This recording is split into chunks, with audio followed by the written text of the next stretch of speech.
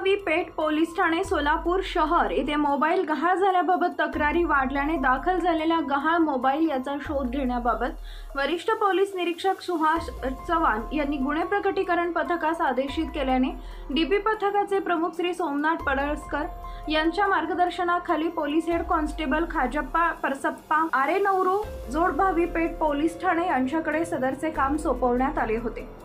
त्यांचे प्राप्त CDRचे विश्लेषण करून सन 2022 व 2023-2024 मधील 24 विविध कंपनीचे अँड्रॉइड मोबाईल किंमत अंदाजे 4,45,000 रुपयांचे सोलापूर शहर व परराज्यातून मोबाईल हस्तगत केलेले आहेत। सदरची कामगिरी ही माननीय पोलीस आयुक्त एम राजकुमार, पोलीस उपायुक्त परिमंडल विजय कबाडे, सहाय्यक पोलीस आयुक्त विभाग 1 अशोक तोरडमल, वरिष्ठ पोलीस निरीक्षक सुहास चव्हाण, पोलीस निरीक्षक शबनम शेख गुन्हे मार्गदर्शनाखाली जोडभावी पेठ पोलीस स्टेशन गुन्हे प्रकटीकरण पथकाचे प्रमुख सहाय्यक पोलीस निरीक्षक Padalkar, police head constable Khajappa Arenavaru, police head constable Shrikant Pawar, सायबरच्या नेमणुकीस असलेले police head constable Prakash Gaikwad यांनी पार पाडली आहे। जोडभावी पोलीस स्टेशनच्या हद्दीमधील गहाळ झालेल्या मोबाईलचा शोध घेण्याचं काम पोलीस हवालदार खाजप्पा आरेनवरू यांनी चांगल्या प्रकारे केल्याबद्दल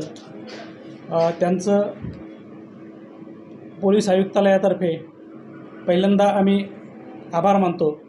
आणि त्यांचं अभिनंदन करतो। जे मोबाईल चोरीला गेले होते, गहाळ झालेले होते, ते गहाळ झालेले मोबाईल आपल्याला तांत्रिक विश्लेषणाद्वारेच सर्वसाधारणपणे ते सापडतात आणि याच्या कामी